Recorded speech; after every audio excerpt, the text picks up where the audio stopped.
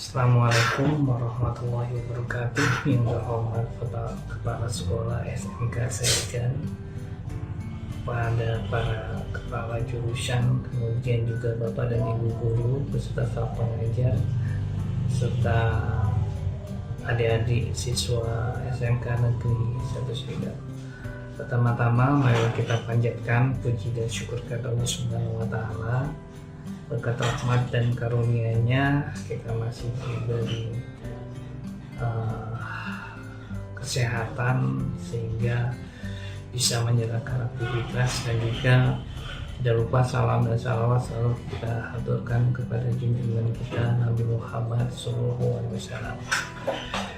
Baik, di sini saya diminta untuk memberikan pembekalan PKL pada siswa-siswa, adik-adik siswa SMK Negeri Saikan sebelum diterjunkan ke dalam dunia industri untuk menjalani program PKL. Ini program kerja praktek lapangan. Baik, pertama-tama saya perkenalkan dulu sebelum saya memberikan pembekalan. Saya dari PT Centro Engineering Konsultan, kemudian saya Iwan Gunawan atau biasa dipanggil Guns, sebagai penanggung jawab dari PT Centro Engineering Konsultan. Nah, adik-adik siswa SMK Negeri 1 Saikan SMK, ada beberapa hal yang perlu diperhatikan dalam kaitannya praktek industri. Jadi masing-masing jurusan tentu saja praktek industrinya itu sesuai dengan bidangnya masing-masing. Misal untuk elektro itu ke perusahaan yang memang dia bergerak dalam bidang ke elektronika, kemudian mesin dia bidang ke perbengkelan ataupun lain-lain yang berkaitan dengan kemesinan. Dan yang selanjutnya untuk bangunan itu bisa praktek industri ke konsultan maupun ke kontraktor. Jadi adik-adik perlu ketahui bahwa untuk bangunan gedung ada yang dinamakan dengan kontraktor, ada dinamakan dengan konsultan. Jadi ada dua yang sering teman-teman dengar, ada konsultan dan ada kontraktor. Tentu saja kalau kontraktor itu jelas bahwa kontraktor adalah yang mengerjakan. Kemudian konsultan dia lebih kepada penerimaan dan pengawasan. Seperti itu. Jadi memang ketika kita teman-teman praktek tentunya memilih perusahaan yang memang sesuai dengan bidangnya, seperti itu. Nah, kemudian juga perlu kita, tadi saya menyebutkan bahwasanya elektro itu lebih ke elektronika, ke elektro ya, kemudian mesin juga lebih kepada perusahaan yang berkecimpung dalam mesin. Tapi jangan salah, untuk bangunan gedung, khususnya bangunan gedung itu dari teman-teman elektro maupun mesin itu bisa praktek di situ, karena memang di gedung itu nggak hanya berkecimpung dengan arsitek dan sipil, ada di situ elektro dan juga ada mesinnya, mekanikal, lebih kepada plumbing seperti itu. Baik,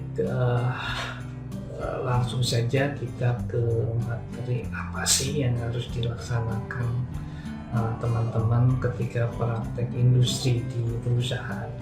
Nah, saya akan lebih cenderung kepada perusahaan saya. Jadi perusahaan saya atau perusahaan kami, Elektro Engineering Konsultan, memang bergerak dalam bidang konsultan. Ya, jadi bisa disebut kalau misalkan kita bahasa pemerintahannya atau bahasa aturannya itu adalah jasa konsultansi, sehingga disebut konsultan. Nah, konsultan itu memang banyak. Ada konsultan terkait dengan keuangan, ada konsultan terkait dengan macam-macam. Jadi, nah kami di sini adalah konsultan di bidang bangunan. Seperti itu. Nah, konsultan di bidang bangunan itu memang dibagi dalam 3 divisi biasanya. Ada perencanaan, ada MK, kemudian ada pengawasan. Masing-masing mempunyai lingkup kerja yang berbeda-beda, seperti itu. Nah, ada 3 hal yang di sini. Yang pertama adalah perencanaan, pengawasan, dan MK. Nah, untuk materi ini, untuk pembekalan ini saya mungkin akan lebih ke pengawasan. Jadi apa saja sih yang teman-teman lakukan di pengawasan, apa saja sih bidang, apa saja sih yang harus dilakukan, seperti itu. Nah, sebelum kita mengarah ke sana, perlu diketahui adalah pengawasan. Itu lingkup kerjanya adalah mengawasi. Nah, apa yang diawasi itu terkait dengan BMW. Apa itu BMW? Satu adalah biaya, mutu, dan waktu. Singkat BMW, bukan mobil ya. Jadi biaya, waktu, dan mutu yang kita awasi, seperti itu. Dan lebih ini lagi mungkin terkait dengan mutu yang ditekankan dan waktu. Kalau biaya mungkin nanti kaitannya dengan perubahan di lapangan, apakah ada penambahan biaya ataupun pengurangan biaya, itu yang harus kita awasi. Jangan sampai biaya itu over, seperti itu. Kemudian yang selanjutnya adalah mutu. Nah, mutu ketika kita mengawasi tentu saja kita mempunyai acuan, yaitu yang pertama adalah gambar, kemudian juga adalah penawaran dari kontraktor, yang selanjutnya adalah spesifikasi. Nah, mutu ini kaitannya dengan spesifikasi. Jadi dalam dalam perencanaan itu ditentukan mutunya seperti apa sih. Kita pakai bata, misal batanya dari mana, mutunya seperti apa. Kemudian juga misal untuk semennya dari mana tuh. Nah, apakah semen yang digunakan atau sudah sesuai atau belum. Nah, itu adalah tugas dari pengawas, seperti itu. Kemudian juga selain kita mengawasi terkait biaya mutu dan waktu, tentu saja pengawasan itu mempunyai tugas membuat laporan, kemudian memprogres, seperti itu ya. Jadi banyak sekali yang adik-adik nanti dilakukan di lapangan terkait dengan terkait dengan praktek lapangan ya. Jadi mulai dari kita melihat gambar, apakah gambar itu sudah sesuai dengan lapangan atau belum, kemudian juga dengan material, apakah mutunya sudah sesuai atau belum, kemudian dengan waktu, apakah waktu ini terjadi keterlambatan atau tidak. Itu terkait dengan tugas nanti adik-adik di lapangan. Ketika adik-adik terjun ke lapangan PKL di bidang pengawasan, nah nanti akan bergelut dalam membaca gambar, melihat spesifikasi, kemudian juga menghitung volume ya. Jadi tidak hanya estimator saja. Biasanya kalau di perencanaan itu tugas adik-adik ketika itu menghitung volumenya. Nah, di lapangan itu mengecek volume di lapangan apakah sesuai dengan RAB, seperti itu ya. Itu terkait dengan lingkup apa yang adik-adik persiapkan nanti di sana. Kemudian yang selanjutnya itu adalah tingkah laku atau tata tertib di lapangan. Nah, dia harus mengikuti tata tertibnya seperti apa, masuk jam berapa, kemudian keluar jam berapa. Biasanya untuk di kami, perusahaan kami, memang kami menyesuaikan dengan tenaga pengawas di lapangan. Jadi seolah-olah adik-adik sudah menjadi pengawas di lapangan.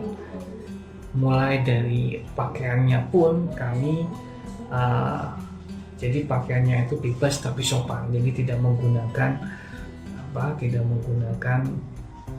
seragam sekolah. Jadi biar teman-teman merasakan bahwa teman-teman sudah terjun di lapangan, seperti itu itu kami biasanya teman-teman dari PKL, karena beberapa teman-teman dari SMK saya kan kakak-kakak kelas sudah pernah terjun PKL di perusahaan kami Elcento. Jadi nanti di situ sebagai gambaran saja, teman-teman adik-adik yang di lapangan itu kami tugas untuk menghitung volume di lapangan, kemudian juga menghitung volume yang ada di gambar, apakah hitungan perencana sudah masuk atau belum. Nah, seperti itu. Kemudian nanti juga di sana teman-teman bersama dengan tim pengawas di lapangan akan diajarkan bagaimana memprogres suatu pekerjaan. Nah, progres itu kaitannya dengan volume di lapangan. Selama 1 minggu pekerjaan apa yang sudah dilakukan dan berapa volumenya. Itu. Kemudian juga nanti teman-teman di lapangan kita tugas untuk mengoreksi short drawing. Ataupun nanti kita minta teman-teman itu untuk membuat short drawing. Nah, jadi kemampuan gambarnya dipraktikkan di lapangan seperti itu. Kemudian juga melihat atau mencocokkan atau meneliti material yang dipakai apakah sudah sesuai dengan spesifikasi seperti itu. Ya, jadi banyak sekali tugas-tugas teman-teman ketika praktek. Nah, kemudian kembali lagi kepada motivasi ya. Jadi motivasi teman-teman di teman-teman adik-adik yang PKL itu kami harapkan benar-benar memanfaatkan kesempatan, untuk praktek di lapangan, sehingga ketika teman-teman lulus kemudian juga langsung bekerja, itu teman-teman sudah mempunyai pengalaman, walaupun pengalaman itu PKL. Tapi ketika teman-teman dalam PKL itu seolah-olah teman-teman sudah bekerja, memanfaatkan kesempatan itu, sehingga ketika teman-teman terjun di lapangan sudah terbiasa, walaupun hanya 3 bulan. Seperti itu. Ya, jadi memang kembali ke teman-teman, berjalan hanya PKL ini hanya sebagai pemenuhan dari syarat atau pemenuhan dari program dari sekolah untuk kelulusan, tapi juga teman-teman memanfaatkan hal ini sebagai pengalaman untuk mempraktekkan apa aja sih yang dipelajari dalam sekolah, kemudian dipraktekkan ke lapangan. Memang banyak sekali perbedaannya, dalam artian ketika teman-teman mempelajari teori kemudian diberikan di lapangan itu memang agak sedikit berbeda, sehingga teman-teman atau adik-adik juga harus memanfaatkan kesempatan ketika terjun di lapangan. Jadi itu, tanamkan ke diri bahwa aku pengen teman-teman pengen memanfaatkan kesempatan ini untuk pengalaman ketika nanti teman-teman bekerja di lapangan. Adik-adik ya, saya sebut teman-teman atau sering menggunakan teman-teman atau adik-adik karena lebih enak kalau menggunakan teman-teman seperti itu. Nah, mungkin itu yang bisa kami sampaikan.